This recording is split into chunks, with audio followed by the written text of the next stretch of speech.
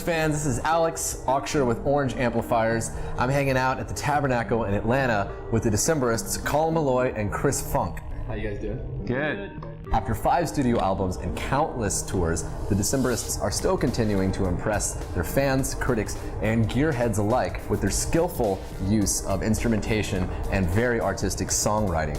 Their newest album, entitled Hazards of Love, tells the story of a woman named Margaret, her shape-shifting lover William, his Fey Forest Queen mother, and a cold-blooded rake.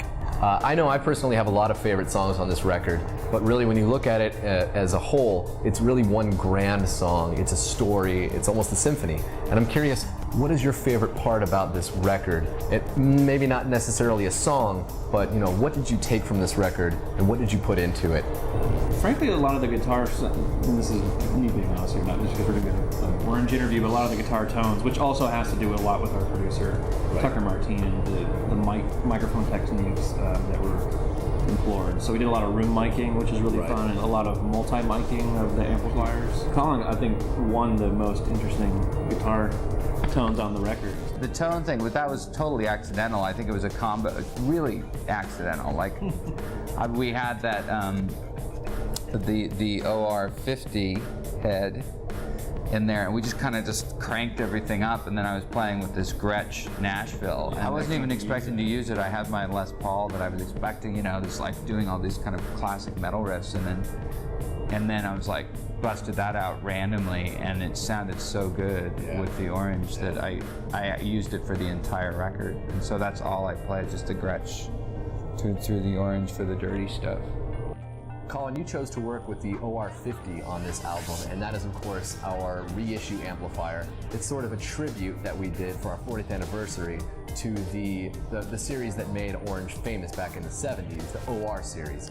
I'm really curious, why did you want to use the OR50 on Hazards of Love? I like the OR50 because there's just little signals and pictures rather than numbers. So that on amplifiers, I don't do well with it. Pixel, that's what it's called. Yeah. That's what we call it. I like it, just a fist and a weird squiggly line.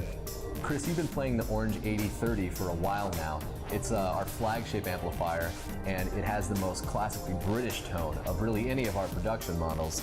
I'm curious about why you play the 8030. What's your take? I got it because I like to have 2 channels, and it was really simple. Right. And so I could set one pretty clean and then one pretty dirty. And the gain structure on it, it's like I don't use any effects pedals beyond like delay. But yeah, live I just have it cranked all the way up, and that's my guitar tone for all of the Hazards of Love. There's no other pedals or anything. Earlier this week, I went onto the Orange Amps forum and I asked our loyal forumites what kind of questions they would have for the Decemberists. The first question is from Oranges and Lemons, and he asks, did you perform any modifications to the amps, such as changing the tubes or the transformers, or has everything been kept stock straight out of the box? Stock out of the box. Stock out of the box. Yeah. Okay. No mods. All right. Yeah. I don't even use any for that. My heavy sound, it's just all amp distortion. I don't use anything. It's just that head. I mean, I think that the squiggly line is like this, and the fist is like it 2, and the treble clef is sort of, I don't know, you'd have to look. I dialed it in, but then just left it, This question comes from Truth of My Youth, and it is directed to both of you. Do you use any pedals specifically for the Orange amps? Anything to get certain tones or bring out certain elements of the amplifier? I don't use anything. I just use the amp, just the distortion from the head. I use a wah pedal for like about 10 seconds. Yeah, I mean, we have effects, so like delays and harmonic stuff. But I don't, other than that, it's just straight. So what we're doing is so like straight ahead, I think, in the tones of the amp just works out. And the final question from the Orange Forum users, Steve in Berkeley, California asks, how much experience with Orange amps did you have prior to recording Hazards of Love?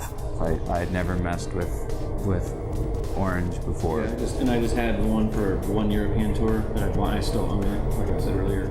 We've been chatting with the Decemberists Chris Funk and Colin Malloy. Thank you guys very much for coming. I appreciate it, as well as the entire Orange community appreciates it. To find out more information about the OR50 or 8030 amplifier that the Decemberists have been using, log on to www.orangeamps.com, and to join the discussion about Orange amplifiers, click on the community link at the top of the page. And be sure to check out the Decemberists on their short-phased Hovel tour coming to a city near you.